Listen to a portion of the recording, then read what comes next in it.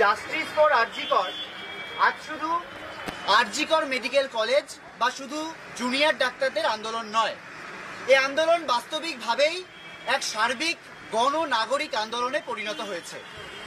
ভবিষ্যতের প্রশ্নকে জলাঞ্জলি দিয়ে হাজার হাজার জুনিয়র ডাক্তাররা যারা আন্দোলনটাকে জিইয়ে রেখেছে, যে সিনিয়র ডাক্তার, নার্স, স্বাস্থ্যকর্মীরা আমাদের অনুপস্থিতিতে 1.5 মাস হাসপাতালগুলোতে সচল রাখলেন, মাথার ঘাম পায়ে ফেলে, শহরে গ্রামে মফস্বলে যে সাধারণ মেয়েরা রাত দখল করলেন, যে বিপুল সংখ্যক সাধারণ মানুষ আন্দোলনের প্রত্যেকটা মুহূর্তে পাশে এসে দাঁড়ালেন, আমাদের সাথে অগুন্তি রাত জাগলেন, রাস্তায় মানব শৃঙ্খল গড়লেন, রাজপথ ভরিয়ে তুললেন স্লোগানে, গানে, ছবিতে।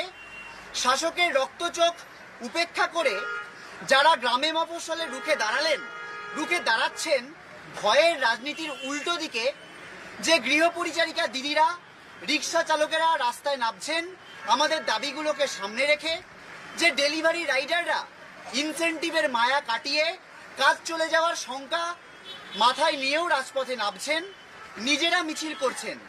দিনভর ডেস্ক জবের পরেও আমাদের বয়সী আইটি শ্রমিকরা প্রায় প্রতিদিন লড়ছেন, মিছিলে থাকছেন, অবস্থানে গলা মিলিয়েছেন আমাদের গানে স্লোগানে। যে অগুন্তি অজানা মানুষ আমাদের ডাকে সাড়া দিয়ে একা গলির মুখে মোমবাতি হাতে দাঁড়িয়েছেন, এক ডাকে নিজেদের সর্বস্ব দিয়ে যারা ছুটে এসেছেন দিনরাত এক করে, শুধু আমরা ধর্নায় বা অবস্থানে বা মিছিলে ডেকেছি বলে তাদের প্রত্যেকের ভূমিকা ছাড়া আজ অভয়ার বিচারের দাবিতে আমাদের আন্দোলনটা দানা বাঁধতেই পারত না।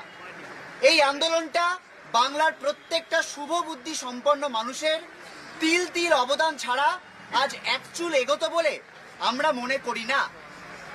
আমরা জানতে পারলাম সুপ্রিম কোর্টের পরবর্তী শুনানির দিন আবারও পিছিয়ে দেওয়া হয়েছে। বিচার পেতে এই দীর্ঘসূত্রিতা আমাদের হতাশ করেছে। আমরা প্রথম দিন থেকে বারংবার বলেছি, justice delayed is justice denied. আমরা চাই দ্রুত তদন্ত, দ্রুত বিচার। এখানে একটা কথা উল্লেখ করা জরুরি, এই আন্দোলনটা আমাদের সবাইকে চোখে আঙুল দিয়ে দেখিয়ে দিয়েছে আইন থেকে শুরু করে মন্ত্রিসভা, পুলিশ থেকে শুরু করে আমলা, গোটা সিস্টেমটার ভেতরে কতটা ঘুম ধরেছে। 9ই আগস্ট থেকে শুরু করে আজ অবধি আন্দোলন তীব্র না হওয়া অবধি সিবিআই একজনকেও অ্যারেস্ট করেনি।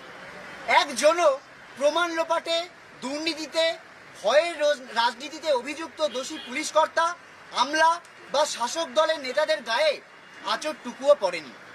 ভাবলে সত্যি শিউরে উঠতে হয়। আমরা তো না হয় কোটানকোট সম্মানীয় ডাক্তার, একটা নৃশংস ঘটনার বিচার পেতে আমাদেরই যদি এতটা কাঠখড় পোড়াতে হয়, রাতের পর রাত ঝড় বৃষ্টি মাথায় নিয়ে যাদের রাস্তায় কাটাতে হয়, তারপরেও যদি তারিখ পে তারিখ, সেখানে আপাত সাধারণ মেয়েরা, মধ্যবিত্ত। Bureau report, PBTV news. नियमित अपडेट एवं दुनिया भर की ताज़ा खबरों के लिए हमारे फेसबुक पेज को फॉलो एवं यूट्यूब चैनल को सब्सक्राइब करें। রানীগঞ্জ শহরের NSB রোডে অবস্থিত সুসজ্জিত এবং মনোরম পরিবেশে অতিথিদের পরিষেবার জন্য তৈরি অতিথি in hotel and restaurant. Hotel অতিথি ইন পরিষেবায় থাকছে অত্যাধুনিক সুবিধাযুক্ত এসি রুম। অতিথি ইনে পকেট ফ্রেন্ডলিতে আপনি পাবেন single and double bedroom. Festival সিজনে থাকছে স্পেশাল ডিসকাউন্ট। তাই উৎসবে অনুষ্ঠানের যে কোনো দিন পাশেই পাবেন হোটেল অতিথি in, metro plaza, NSB road, Raniganj, Muthoot finance building. যোগাযোগ করুন এই নাম্বারে 7872933666 এবং 9434133666।